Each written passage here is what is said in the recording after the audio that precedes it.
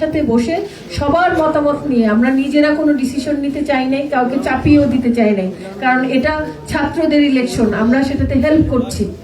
তো সবার এই সমস্যা নিরসন করার জন্য আমরা রাত 10টায় মাননীয় উপাচার্যের কনফারেন্স কক্ষে সকল প্যানেলের এবং স্বতন্ত্র প্রার্থীর ভিপি, জিএস এবং অন্যান্য প্রার্থীগণ সহ জবি, শিক্ষক সমিতির সভাপতি, সাধারণ সম্পাদক, প্রক্টর, ছাত্র কল্যাণ উপদেষ্টাগণের উপস্থিতিতে একটি মত বিনিময় সভা অনুষ্ঠিত হয়।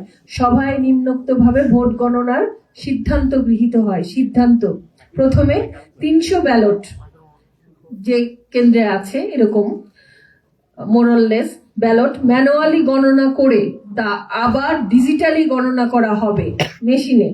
যদি দুটো মেশিনে যেই ফলাফলটা ম্যানুয়ালি ফলাফলের কাছাকাছি হয় তাহলে, এবং কাছাকাছি হয় মানে ম্যানুয়ালি যে ফলাফল তার সাথে মিলে যায়, তাহলে আমরা সেই মেশিনেই বাকি ভোটগুলা গণনা করা হবে বাকি কেন্দ্রে। এভাবে ডিজিটালি গণনা চলাকালীন সময়ে কারো যদি মনে হয় যে চলছে এই মেশিনটা যেহেতু ভালো আসলো না, ওটাও যদি মাঝখানে সমস্যা হয়, র্যান্ডমলি যে কোনো কেন্দ্রের যে দুই একটা ম্যানুয়ালি গুনলাম, আবার ডিজিটালিও চেক করলাম, তাহলে যে মেশিনের মাঝে মাঝে মাথা বিগড়ে গেল কিনা সেটাও চেক হলো। আচ্ছা, এভাবে গণনা করা হবে। এভাবে সকল কেন্দ্রের ভোট ডিজিটালি গণনা শেষে একসাথে যকসু নির্বাচনের ফলাফল ঘোষণা করা হবে। আমরা এর জন্য সকাল থেকে আমরা এখানে আছি। আমরা গণনা শুরু করব আগামীকাল, মানে 20 মিনিট পর, সেটা 7ই জানুয়ারি পড়ে যাবে। ধন্যবাদ সবাইকে।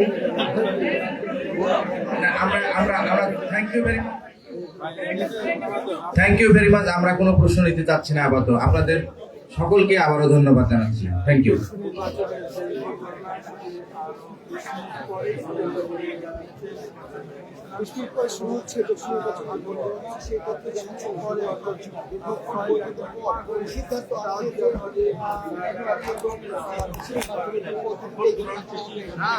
যেমনটি শুনছিলেন, জগন্নাথ বিশ্ববিদ্যালয় কেন্দ্রীয় ছাত্র সংসদ ও হল সংসদের যে নির্বাচন আজ অনুষ্ঠিত হয়েছে, যে ভোট গ্রহণ শেষ হয়েছে, সেই ভোট গ্রহণের পর গণনার মধ্যবর্তী স্থানে যান্ত্রিক ত্রুটির কারণে সেই ভোট গণনার কার্যক্রম স্থগিত ঘোষণা করা হয় নির্বাচন কমিশন কর্তৃক, এবং দীর্ঘ সময় ধরে নির্বাচন কমিশনের জরুরি বৈঠক চলমান থাকে এবং সর্বশেষ কিছুক্ষণ আগে নির্বাচন কমিশনার গণমাধ্যম এবং সাধারণ শিক্ষার্থী এবং যারা গণনার শেষে ফলাফলের আশায় যারা অপেক্ষা করছেন তাদের উদ্দেশ্যে সংবাদ সম্মেলন করে জানিয়েছেন যে তাদের জরুরি যে বৈঠকটি হয়েছে সেই বৈঠকে তারা যে সিদ্ধান্তে উপনীত হয়েছেন যে মেশিনগুলো দিয়ে গণনা করা হচ্ছিল, যেই মেশিনগুলোতে ভুল গণনা হচ্ছিল, সেই মেশিনগুলো তারা কাজে লাগাবেন। তবে তার আগে তারা একটা প্রক্রিয়া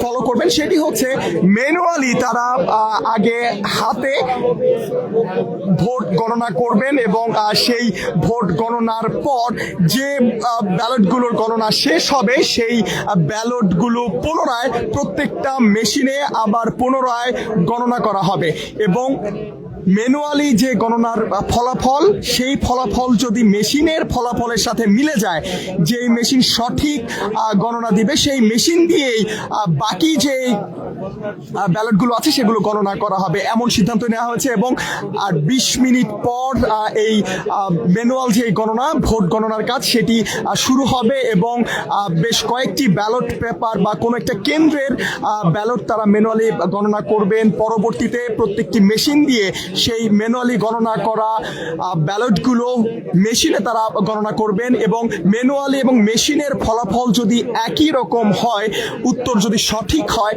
পরবর্তী যে ব্যালটগুলো রয়েছে সবগুলো ব্যালট সেই মেশিন দিয়ে গণনা করা হবে।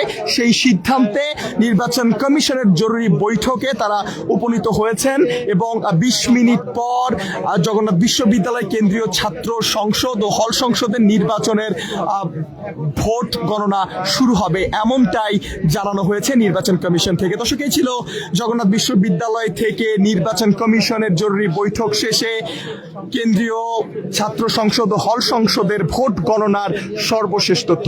খন্দকার আসিফুজ্জামান, কালের কণ্ঠ, ঢাকা।